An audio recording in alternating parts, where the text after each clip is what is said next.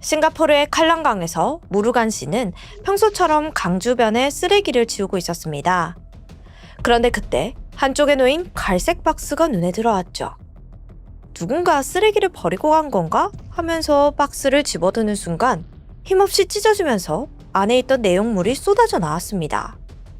그리고 그 안에서 녹색 비닐봉지가 떨어졌죠.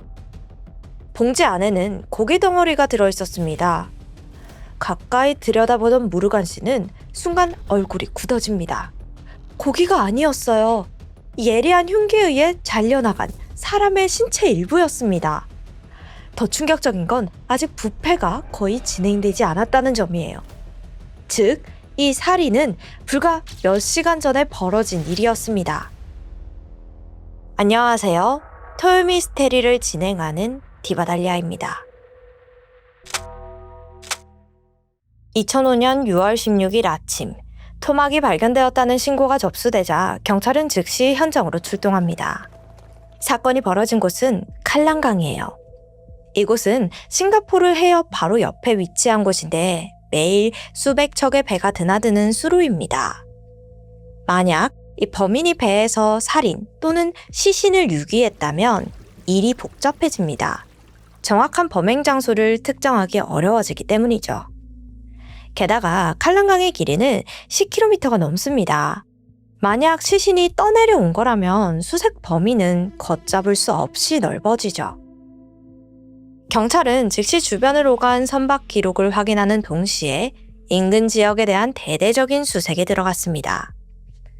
그리고 곧 현장에서 약 300m 떨어진 곳에서 또 다른 박스 하나가 발견되죠. 조심스럽게 박스를 열자 안에는 신문지로 감싸진 물체가 들어있었습니다. 그리고 그 정체는 이 목이 잘린 여성의 상반신이었어요.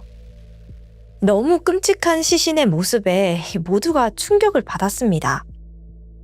그래도 다행히 손이 함께 발견되면서 지문 확보가 가능해졌고 경찰은 곧장 신원 확인을 위해 데이터베이스 조회에 들어갔어요.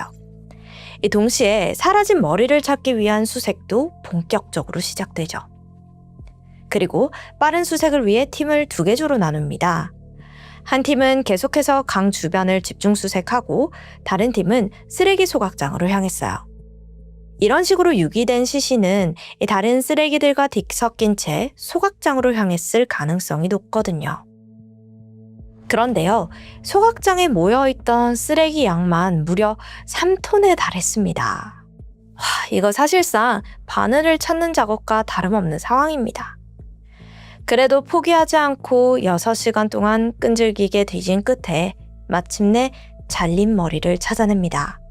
그리고 같은 날 저녁 8시 종아리 부위까지 추가로 확보하죠. 하지만 여기서 이상한 점이 발견됩니다. 발이 없어요. 경찰은 소각장을 다시 한번 샅샅이 뒤져보지만 끝내 발은 발견되지 않습니다. 결국 발을 제외한 모든 신체 부위가 맞춰진 상태예요. 그런데 이 시신에는 결정적인 단서가 하나 남아 있었습니다. 잘려나간 허벅지 단면, 그 안에 작은 쇠붙이 하나가 깊숙이 박혀 있던 것이었습니다. 형태로 봐서 이 부러진 칼 끝으로 추정이 되는데요. 그리고 얼마 지나지 않아 피해자의 신원이 마침내 확인되죠. 지문 조회 결과 22살의 중국인 여성 류홍메이로 밝혀졌습니다. 그녀는 3년 전부터 싱가포르의 한 회사에 다니고 있었습니다. 그런데 시신 발견 전날인 6월 15일 갑자기 야간 근무에 나오지 않았고 연락도 두절되었죠. 정황상 이때 살해당한 게 분명했습니다. 경찰은 즉시 회사로 향했습니다. 동료들을 인터뷰하며 류홍메이에 대해서 알아봤죠. 보니까 그녀는 평판도 좋고 동료들과도 잘 지냈다고 해요. 별다른 문제는 없어 보였죠. 그런데 그때 한 직원이 다가옵니다. 그리고 은밀하게 이런 말을 전했죠. 사실 류홍메이한테 수상한 점이 있었어요. 3년 사이에 2번이나 승진을 한 거 있죠? 자기 상사랑 불륜이라는 소문도 마다하고요. 이 소문의 주인공은 50살의 량샤오추였습니다. 그런데 문제가 있어요. 이놈이 이 3명의 자식을 둔 아버지라는 겁니다. 유부남이었던 거죠. 하지만 지인들의 생각은 달랐습니다. 평소 가족 사랑이 끔찍했다고 이야기를 하는 거예요. 월급도 아내에게 따박따박 가져다 주고 늦게 들어가는 날도 없었다고 합니다. 결정적으로 28살이나 어린 여성을 만나기에는 외모가 현저히 떨어졌어요. 마른 체형의 안경을 쓰고 머리는 탈모가 진행 중이었죠. 자, 그럼 사실 확인을 한번 해볼까요? 경찰이 확인한 결과 두 사람은 불륜 관계가 맞았습니다. 심지어 9개월 전인 2004년 9월 회사에서 키스를 나누다가 걸리기도 했습니다. 당시 량샤오추는 생일이라서 격려한 거라며 둘러댔죠. 이거 성의조차 없는 거짓말입니다. 회사 측은 두 사람에게 경고 조치를 내렸습니다. 하지만 이 두 사람의 관계는 변하지 않았어요. 그들은 작업 중 틈틈이 구석으로 갔고 회사에서 밀회를 즐겼습니다. 목격한 직원들만 해도 여러 명이라고 해요. 여기까지 파악한 경찰은 량샤오추를 찾아갑니다. 그를 떠볼 작정이었거든요. 시신이 발견된 건 최대한 숨기고 실종 수사를 하는 척 질문했습니다. 류홍메이 실종된 거 알죠? 들어보니까 두 사람 꽤나 가까웠다는데 혹시 아는 게 있습니까? 그러자 그는 그냥 직장 동료였다며 딱 잘라 말했습니다. 그런데 이상할 정도로 불안한 기색을 보여요. 연신 손을 떨고 있고 식은땀을 흘리고 있었죠. 경찰은 순간 그의 손에 주목합니다. 보니까 왼손 중지에는 베인 상처가 있었습니다. 이게 작업 중 다쳤다기에는 석연치가 않았어요. 혹시 시신을 토막낼 때 생긴 게 아닐까 싶어서 경찰이 상처에 대해 물었죠. 그러자 그는 다급히 손을 가리더니 아무것도 아니라고 대답합니다. 경찰은 이 모습에서 확신을 얻습니다. 저놈이 범인이구나. 그리고 곧장 량샤오추의 자택 수색 영장을 발부받습니다. 잠시 후 아파트 문이 열리고 수색을 진행하자 수많은 증거가 쏟아져 나왔죠. 일단 서랍장을 열자 찢어진 신문과 녹색 비닐봉지, 테이프가 들어있었습니다. 이건 시신을 담았던 것과 동일했어요. 또 흉기인 고무망치와 식칼, 수건까지 추가로 발견되었죠. 그리고 결정적으로 식칼의 끝이 살짝 부러져 있었는데 검사 결과 시신에서 발견된 조각과 정확히 일치했습니다. 흉기와 사체 유기에 사용된 물건이 모두 집 안에서 발견된 거예요. 이 말은 곧 여기서 살인 및 토막을 냈다는 겁니다. 자, 그럼 어디서 했을까요? 경찰은 청소하기 용이한 욕실을 선택했을 것으로 추정합니다. 욕실 문을 열자 강한 표백제 향이 풍겨왔죠. 그리고 그곳을 수색한 경찰들은 변기 아래에서 2mm 크기의 작은 혈흔을 발견합니다. DNA 검사를 요청했고 사망한 류홍메이 것으로 확인되었죠. 이 모든 증거가 량샤오추를 범인으로 지목했습니다. 경찰은 추가 신문을 위해 그를 경찰서로 데려왔어요. 집안에서 발견된 증거들을 보여주자 량샤오추는 꼬리를 내리면서 순순히 자백을 털어놓습니다. 그녀와의 관계는 1년 전인 2004년 6월로 거슬러 올라가야 합니다. 처음에는 상사와 부하 직원이었어요. 량샤오추는 류홍메이가 외국까지 와서 성실하게 일하는 모습이 눈에 띄었습니다. 그래서 조금 챙겨준 게 다였죠. 하지만 시간이 갈수록 이 두 사람 사이에 묘한 기류가 형성됩니다. 특히 야간 근무를 하는 날에는 서로를 이렇게 힐끔힐끔거렸죠. 그러던 어느 날 야간 근무 중 선을 넘습니다. 사실 한 번이 좀 어렵지 뒤부터는 좀 쉽잖아요. 두 사람은 그날을 시작으로 틈만 나면 회사 한켠에서 성관계를 가졌어요. 그리고 이 위험한 관계는 1년이나 이어지죠. 사건 당일인 2005년 6월 15일, 그날 양샤오추의 아내와 큰딸은 태국으로 휴가를 떠났습니다. 남은 두 아이들이 학교에 간 사이 양샤오추는 집으로 뉴욕메이를 불렀어요.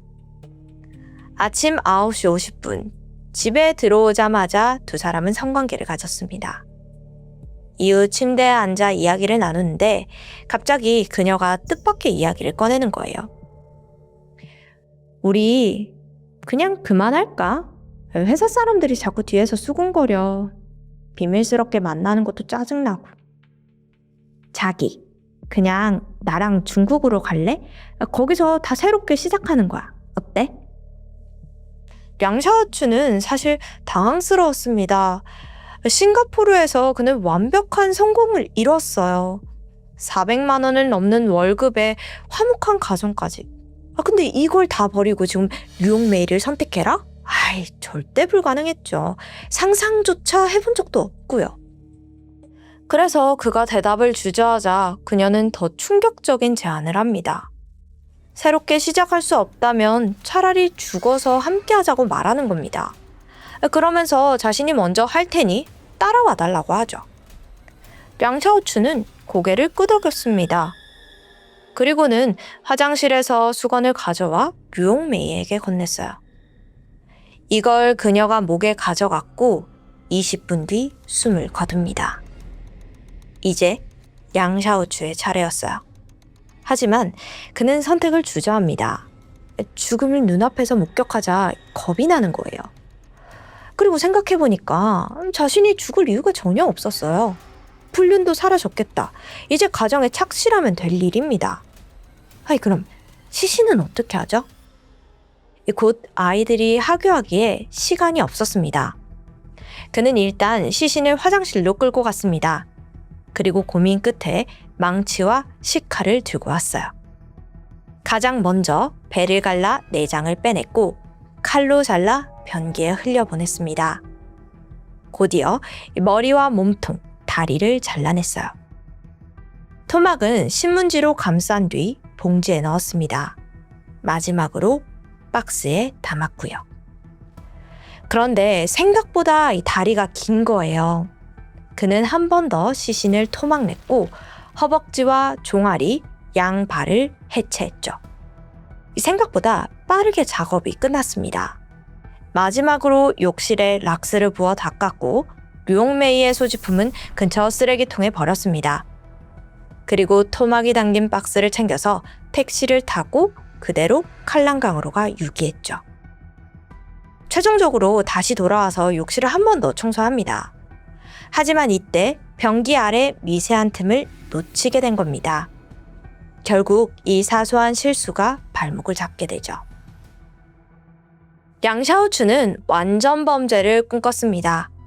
그리고 그날 저녁 7시 30분 아무 일도 없다는 듯 야간 근무까지 나가죠. 심지어 부하 직원에게 이렇게 말합니다.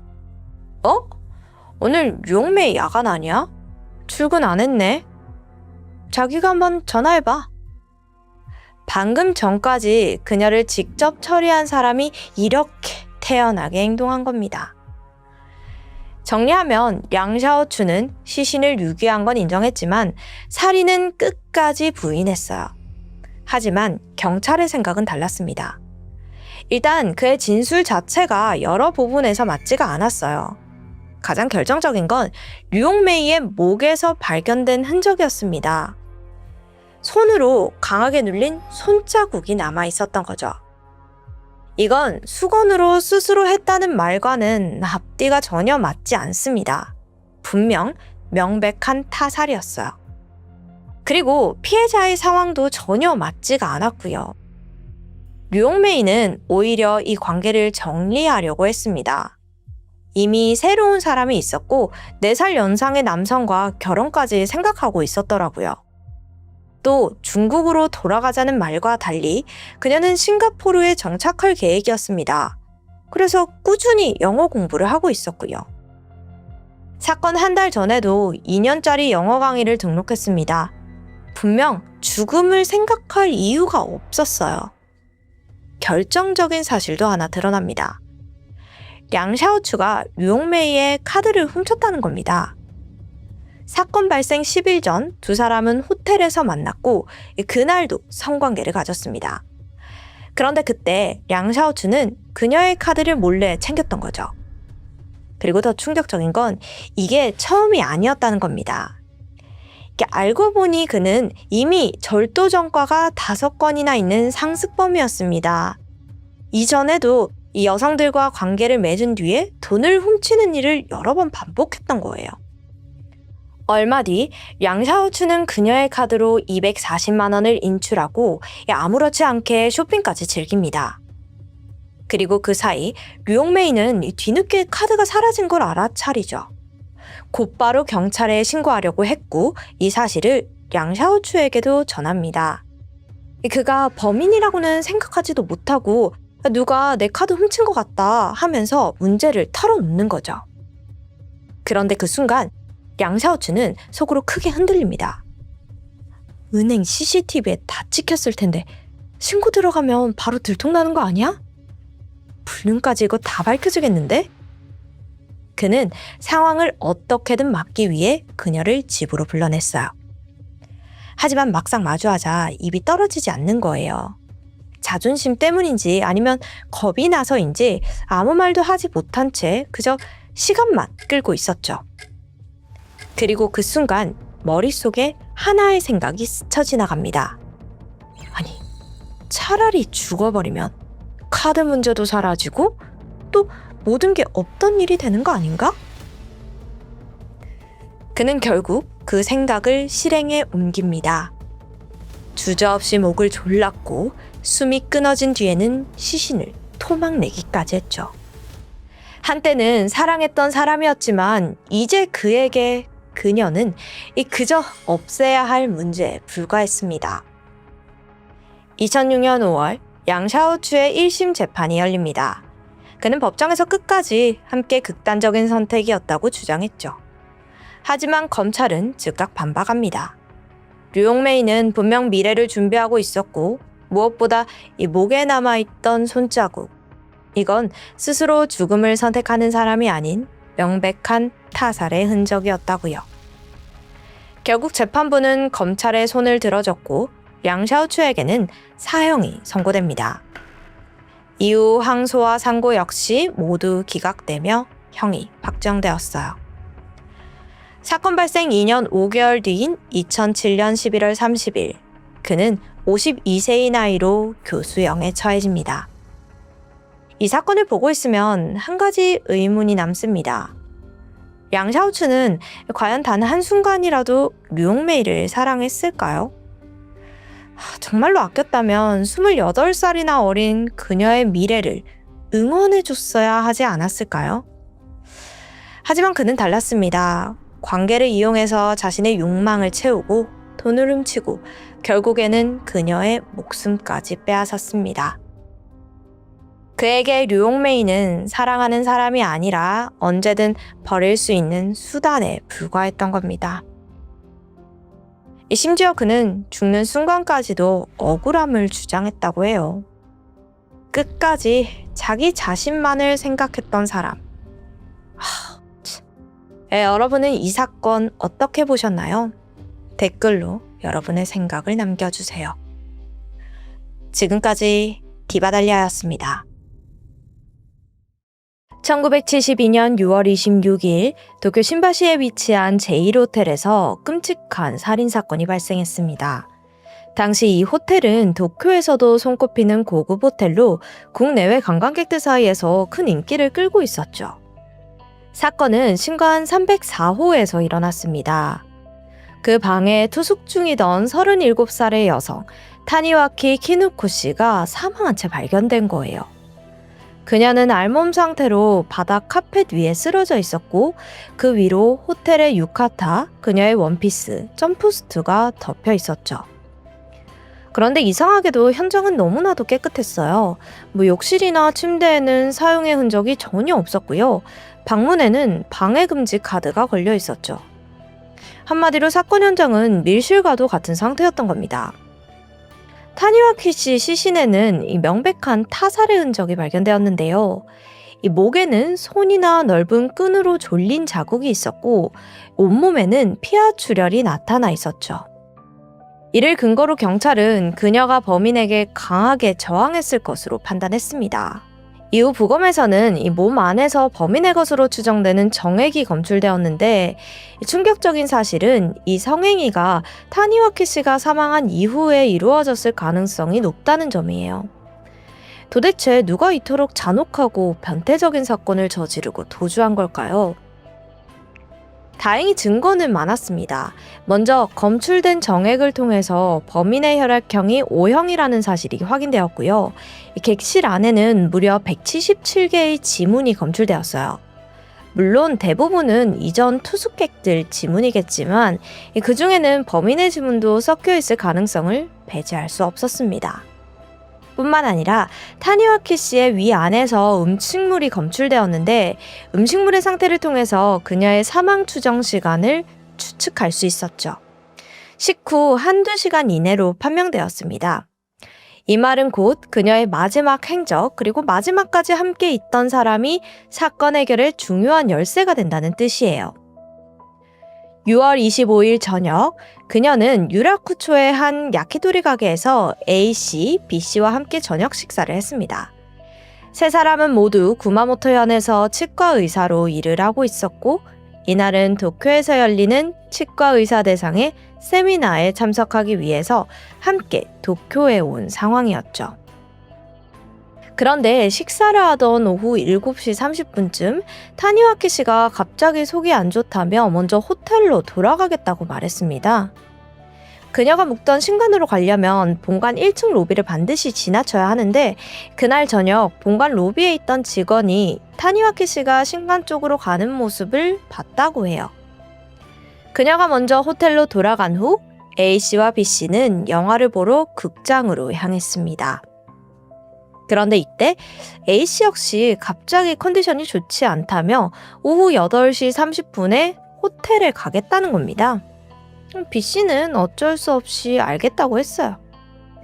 A씨는 방에 도착한 뒤 잡지를 보면서 쉬고 있었습니다. 그리고 오후 11시 B씨가 호텔에 잠시 들렸고 A씨와 함께 약 30분 정도 다시 외출했습니다.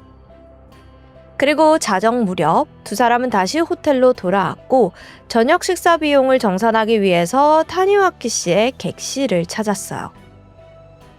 그런데 아무리 문을 두드려도 그녀는 응답이 없는 거예요. 자나보다 생각하고는 그대로 돌아갔다고 합니다. 그리고 다음날 아침 두 사람은 다시 타니와키 씨의 객실을 찾았지만 여전히 아무런 대답이 없었죠. 좀 이상한 거예요. 그래서 두 사람이 호텔 직원에게 객실 문을 열어달라고 요청을 합니다. 이때 그녀가 사망한 채 발견된 거죠. 경찰은 이 사건을 면식범, 즉 피해자와 아는 사이였던 사람의 범행으로 판단했습니다. 그 이유는 두 가지가 있었는데 첫 번째는 그녀의 시신 위에 옷가지들이 덮여져 있었기 때문이에요. 보통 이런 행동은 범인이 피해자에게 감정적인 연민이나 죄책감을 느낄 경우 흔히 나타나는 양상으로 면식범 범죄에서 자주 관찰되는 특징 중 하나라고 합니다. 두 번째는 과일입니다. 타니와키 씨는 6월 25일 저녁 A씨, B씨와 함께 식사를 하다가 먼저 자리에서 일어나 호텔로 돌아가는 길에 과일을 구매했어요. 이 점을 근거로 경찰은 그녀가 단순히 몸이 아파서 자리를 떠난 것이 아니라 누군가와 미래를 갖기 위해 일부러 먼저 나간 것이라고 봤습니다. 구매한 과일 역시 그 상대와 함께 먹기 위해서 산 것으로 판단했죠. 그럼 경찰은 왜 그녀에게 미래 상대가 있을 거라고 판단한 걸까요? 사실 타니와키 씨는 꽤나 복잡한 이성관계를 가지고 있었습니다. 잠시 그녀가 어떤 사람인지에 대해서 살펴볼게요. 그녀는 구마모토현의 유복한 가정에서 태어났습니다. 어린 시절부터 귀여운 외모로 이성들에게 인기가 많았고 공부도 잘해 규슈의 치과대학에 입학하게 되죠. 이때 한 남성과 만나게 되는데 이 두 사람이 상당히 오랜 기간 교제를 했어요. 그런데 졸업 2년 후 남자친구가 갑작스럽게 극단적인 선택을 한 거예요. 이로 인해서 그녀도 큰 충격과 슬픔에 빠지고 말았습니다. 하지만 빨리 슬픔을 털고 일어섰습니다. 치과 의사가 돼서 자신의 길을 걷기 시작했고 그 무렵부터 한 가지 새로운 취미에 빠지게 되죠. 바로 댄스홀에서 사람들과 춤을 추면서 교류를 하는 거예요. 실제로 그곳에서 만난 트럭 운전수 남성과 1963년에 결혼에 꼴이 나게 됩니다. 그런데 타니와키 씨 집안에서는 이 결혼을 완강히 반대했어요. 결국 남편이 대릴 사위로 들어오는 조건으로 결혼이 성사되었다고 합니다. 어렵게 부부가 된 두 사람은 슬하에 2명의 자녀를 두며 행복한 가정을 꾸려나갔어요. 남편은 트럭 운전수 일을 그만두고 치과 기공사 일을 배우며 아내 일을 도왔고 동시에 가사를 도맡아 했다고 합니다. 그리고 1971년 부부는 함께 구마모토현 야스시로시의 치과를 개원하면서 의료 파트너이자 인생의 동반자로 새 출발을 하게 됩니다. 하지만 이웃들 사이에서 이 부부의 평판은 그닥 좋지가 않았어요. 그 이유는 일반적이지 않은 가정 형태 그리고 타니와키 씨의 화려한 옷차림 때문이었는데요. 1970년대는 여성들의 사회적 진술이 극히 드문 시기였어요. 그러니 아내가 가장으로서 집안을 돌보고 남편이 가사를 맡는 모습은 당시 사람들의 시선에서는 좀 낯설고 이질적으로 비춰질 수밖에 없었을 겁니다. 게다가 타니와키 씨는 평소 미니스커트처럼 이 보수적인 시대적 상황과는 어울리지 않는 옷차림을 입었어요. 그러다 보니까 매번 이웃들의 입방아에 오르내렸습니다. 그러던 어느 날 그녀가 도쿄에서 열리는 치과 의사 세미나에 참석하기로 하는데요. 이게 일회성이 아니라 10회에 걸쳐서 진행되는 장기 프로젝트였어요. 회당 4만엔의 참가비가 필요했습니다. 또 항공비와 호텔비는 자가 부담이었죠. 큰 돈과 시간을 쓰는 상황이잖아요. 그럼에도 불구하고 그녀는 망설임 없이 참석하기로 했습니다. 그리고 세미나 첫날 참석자들 가운데 홍일점이 왔습니다. 며칠 뒤에는 다소 독특한 별명이 붙어요. 보디가드를 데리고 다니는 여왕님이라는 거예요. 그 이유는 그녀가 세미나에 참여하는 진짜 목적이 커리어를 위한 것이 아닌 도쿄 곳곳의 댄스홀을 순회하기 위함이라는 소문이 돌았기 때문이었습니다. 사실 타니와키 씨는 결혼 후에도 댄스홀에 다니는 것을 멈추지 않았습니다. 그녀는 구마모토처럼 비교적 한산한 지역보다는 도쿄에 훨씬 더 많은 댄스홀이 있을 거라고 생각을 했고 의사 커리어에 도움도 되면서 정기적으로 도쿄에도 갈 수 있는 기회를 만들기 위해서 이 세미나에 참여하기로 한 거죠. 왔다 갔다 하기로 한 거예요. 그리고 세미나 일정이 다가오면 그녀는 늘 캐리어에 댄스홀에서 입을 화려한 의상, 슈즈, 속눈썹 등을 잔뜩 챙겼습니다. 물론 불참하거나 의사 일을 소홀히 한 건 아니었어요. 사건 당시에도 그녀는 의료기기를 구매할 목적으로 거액의 현금을 호텔 프론트에 맡겨둔 상태였거든요. 하지만 세미나 이외의 시간에는 도쿄 내의 수많은 댄스홀을 돌아다니며 자신의 취미생활을 즐겼습니다. 이 같은 타니와키 씨의 사생활을 토대로 경찰은 그녀가 댄스홀에서 만난 미래 상대에게 범행을 당했을 거라 생각했습니다. 때문에 이 그녀와 댄스홀에서 만난 적이 있다는 사람들을 전원 용의선상에 올려 조사를 진행했죠. 특히 타니와키 씨와 댄스 파트너로 자주 만났다는 인물을 중심적으로 조사했지만 그에게는 알리바이가 있어 수사는 진전되지 않았습니다. 하지만 이 외에도 경찰이 용의자로 지목한 인물은 무려 3명이나 더 있었습니다. 그중 가장 유력한 용의자는 당연히 A씨와 B씨였어요. 그 중에서도 사건 당일 오후 8시 30분에 호텔로 돌아간 A씨를 강하게 의심했습니다. A씨가 호텔로 돌아간 시간이 마침 그녀의 사망 추정 시간과 정확하게 일치했거든요. 그 시간대의 그의 행적 역시 객관적으로 확인된 바가 없었고요. 하지만 예상과는 달리 A씨와 B씨는 너무나도 허무하게 용의선상에서 벗어나게 됩니다. 이 두 사람 모두 범인의 정액을 통해 확인된 혈액형인 O형이 아니었던 거죠. 또 경찰은 현장에서 발견된 177개의 지문과 이 두 사람의 지문을 대조하기도 했으나 일치하는 지문 역시 발견되지 않았습니다. 이후 경찰은 또 다른 유력한 용의자를 지목합니다. 그는 타니와키 씨의 대학 선배이자 도쿄에서 치과 의사로 일을 하고 있었던 남성 C씨였어요. 그는 실제로 그녀와 불륜 관계에 있는 인물이었습니다. 두 사람은 함께 세미나에 참여하며 그때마다 매번 만나 함께 시간을 보냈다고 하죠. 경찰에 출두한 C씨는 6월 24일 오후 타니와키 씨와 호텔 로비에서 만나 로폰기의 고급 레스토랑에서 데이트를 즐겼다고 밝혔습니다.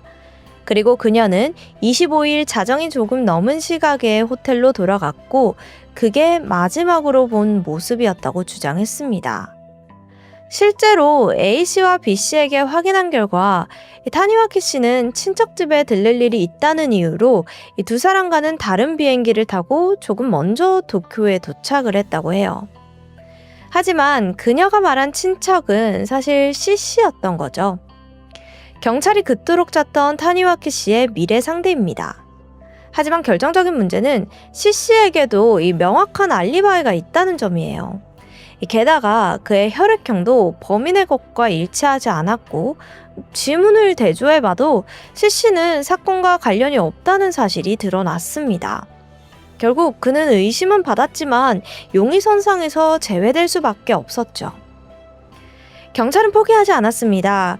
의료기구 영업사원, 치과대학 교수 등 타니와키 씨와 조금이라도 관련이 있다 싶은 사람들은 이 모조리 용의선상에 올렸습니다. 경찰이 지문을 대조한 인원수만 해도 무려 5만 4천 명에 달한다고 하니 이 수사가 얼마나 광범위하게 이루어졌는지 짐작할 수 있죠. 하지만 안타깝게도 과학 수사 기술의 한계와 CCTV 설치도 미비했던 시대적 배경 속에서 이 수사는 더 이상 나아가지 못했습니다. 그렇게 이 사건은 2002년 공소시효 만료와 함께 영구 미제 사건으로 남고 말아요. 이 사건에는 풀리지 않은 의문점들이 몇 가지 있습니다. 첫째, 타니와키 씨가 홀로 숙소로 돌아간 25일 오후 7시 30분, 그녀가 묵었던 객실 인근의 투숙객들이 살려줘! 도와줘! 같은 이 비명소리를 들었다고 경찰에 진술했습니다. 하지만 그 누구도 이 경찰이나 호텔을 신고하지 않았대요.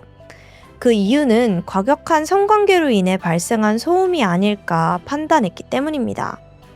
이 소리는 정말로 타니와키 씨의 객실에서 들려온 소리일까요? 만약 그렇다면 실제 위험을 알리는 비명이었을 가능성이 매우 높습니다. 둘째, 만약 타니와키 씨가 정말로 미래 상대를 만나기 위해서 호텔로 향한 거라면 욕실을 사용했을 가능성이 매우 높아요. 하지만 앞서 언급했듯 객실의 욕실이나 침대에는 사용해 온 적이 전혀 발견되지 않았잖아요. 그럼 이 말은 타니와키 씨는 객실에 들어가자마자 살해를 당했을 가능성이 높다는 겁니다. 그렇다면 우발적인 살인이 아닌 사전에 계획된 원한 살인일 가능성은요?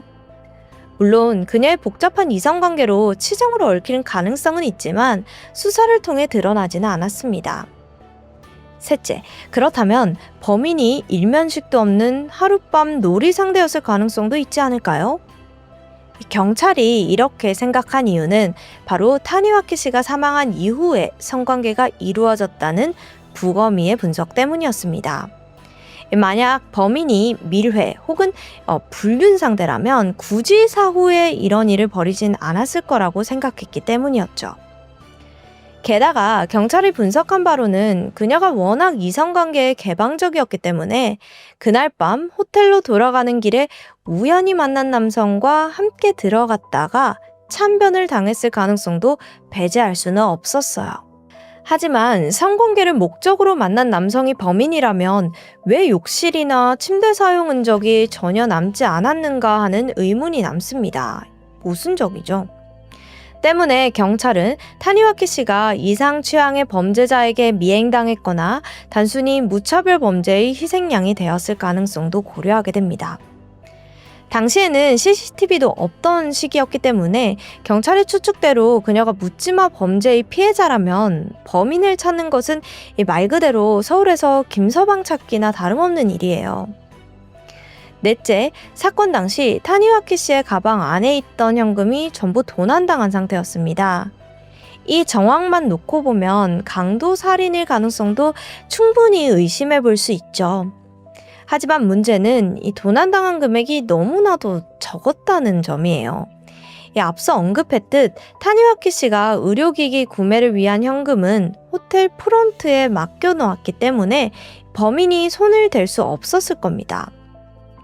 당시 제1호텔은 고급 호텔이었기 때문에 투숙객의 금품을 노린 범죄가 발생할 가능성 자체는 존재했어요. 하지만 이미 살펴본 여러 정황들로 봤을 때 그녀가 우연히 범행 대상이 된 거라면 범인을 찾는 일은 불가능에 가까운 일입니다. 이 사건은 당시 언론에 큰 주목을 받았습니다.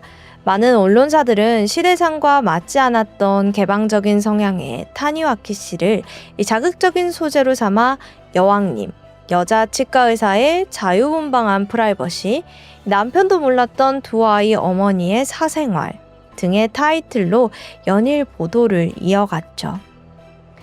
하지만 그녀의 행동이 윤리적, 도덕적으로는 비판의 여지가 있다고 하더라도 그것이 그녀가 살해당할 이유가 되지는 않습니다.